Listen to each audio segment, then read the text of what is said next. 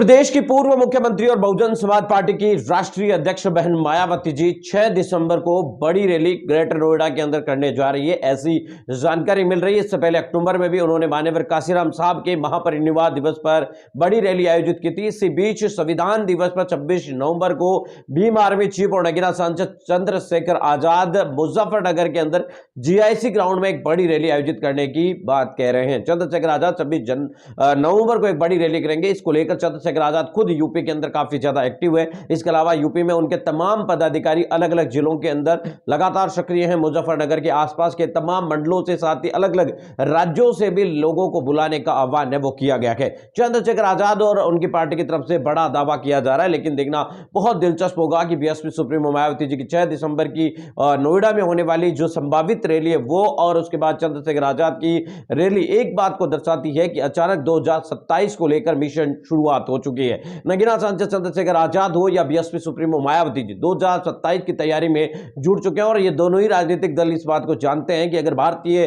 जनता party को defend करना है या बीजेपी को हराना है तो अभी से लगना होगा। भारतीय जनता पार्टी ने भी धीरे धीरे यूपी के अंदर अपनी तैयारियां शुरू कर दी है।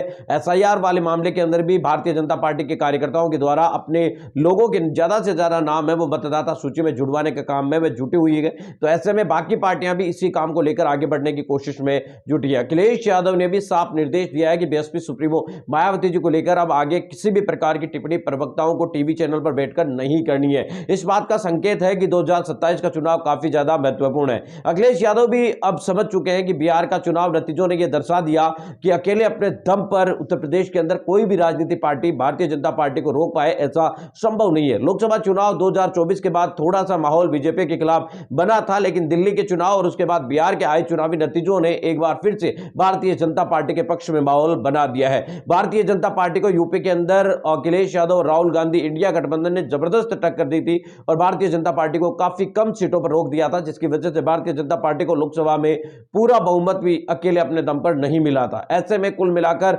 नजर यही आ रहा है कि भारतीय जनता पार्टी को अगर रोकना है या भारतीय जनता पार्टी के साथ साथ समाजवादी पार्टी को भी अपनी ताकत का एहसास करवाना है तो चंद्रशेखर आजाद की 26 तारीख को होने वाली रैली काफी ज्यादा महत्वपूर्ण होगी, जो चंद्रशेखर आजाद के सियासी कद को दर्शाएगी। साथ ही 6 दिसंबर को होने वाली बहन मायावती जी की rally BSP supremo Mayawati ji की सक्रियता दर्शाएगी, क्योंकि उन्होंने मान्यवर काशीराम साहब की जो पुण्यतिथि के ऊपर कार्यक्रम हुआ था लखनऊ के अंदर, उसमें कहा था कि अब मैं खुद सक्रिय रहूंगी और उन्होंने यह भी कहा था कि अब मैं कार्यकर्ताओं से मुलाकात भी करूंगी, उनसे लगातार टच में रहूंगी, खुद मेहनत करूंगी। तो इसके बाद ये थोड़ा अंदाजा लगाया जा रहा है कि अगर 6 दिसंबर को बहन जी आती है तो यह बसपा के लिए बहुत बड़ी बात होगी, क्योंकि बहुजन समाज पार्टी की तरफ से इतनी जल्दी रैलियां नहीं की जाती है और आगे आने वाले दिनों में लगातार कार्यक्रम होने हैं, क्योंकि अक्टूबर के अंदर रैली हो चुकी है। 6 दिसंबर को बाबा साहब अंबेडकर के महापरिनिर्वाण दिवस है।